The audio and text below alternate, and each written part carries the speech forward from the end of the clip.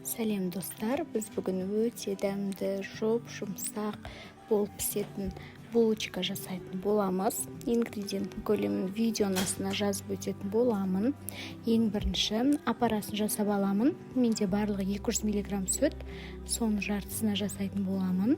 Сүтім жылы болуы керек. Жылы сүтке бір кішкентай қасықпен дрожж қантымызды салып, араластырып, көпіршігенше қойып қоятын боламыз.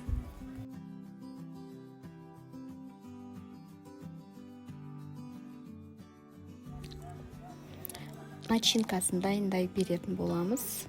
Біздің аппарамыз көтерілгенше ол үшін творогты блендермен езіп, қант және кукурузный крахмал салатын боламыз. Және де қалауларыңыз бойынша мейіз салсаңыздар болады.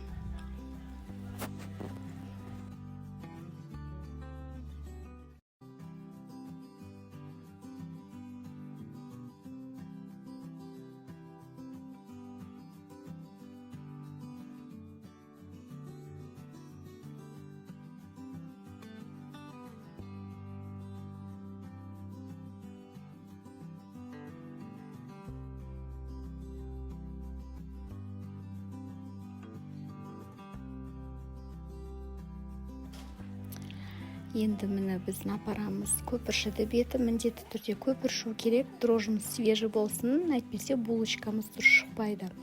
Қалған сүтімізді құямыз, 100 мг қант, азғантай ғана тұз, бір жұмыртқа, жылы болу керек жұмыртқамызда, ерітілген сары май, барлық яғни ингредиенттерді араластырып, ұн салып, тесто илейтін боламыз.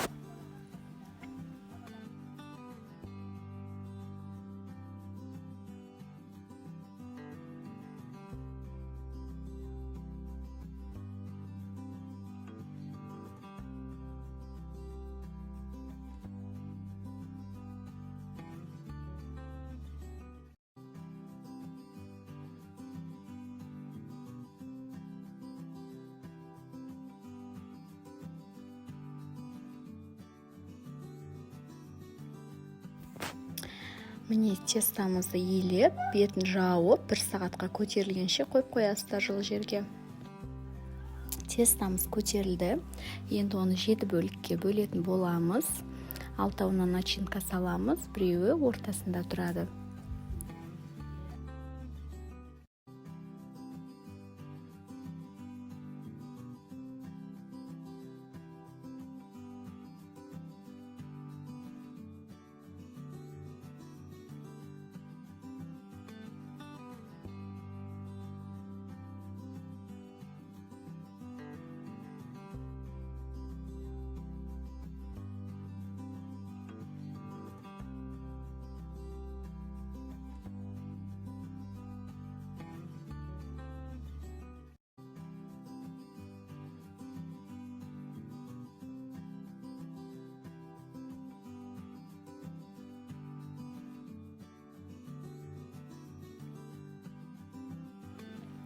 Қатты жұқа қылмай, видеодағыдай орташа көлемде нанды жайып алып, ішіне растительный масло мен майлап, осылай начинкамызды екі жағына салып, видеодағыдай рулет орайтын боласыздар.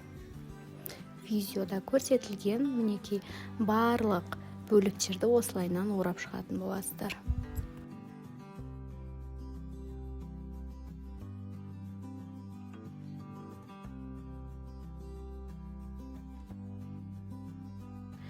Кейін тестамыздың бетін жауып 15 минутқа қойып қоямыз. Оған дейін бетіне осылай ұнды, майды, қантты араластырып қоятын боласыздар.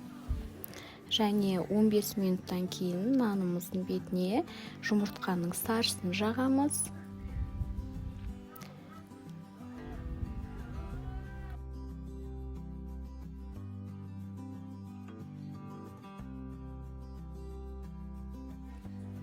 Жаңағы крошкамызды бетіне сеуіп шығатын боламыз. Духовкамыз қызып тұруы керек 180 градуста. кейін біткеннен кейін 180 градуста 20-25 минутқа пісіріп аласыздар. Өте дәмді жұмсақ болып шығады қыздар. Міндетті түрде осы рецептпен жасап көріңіздер. Видео ұнаса каналға тіркеліп, лайк басып, комментария жазып өтіңіздер. Менің каналымда басқа да тамақтардың видеосы бар, кіріп көріңіздер. Ас болсын.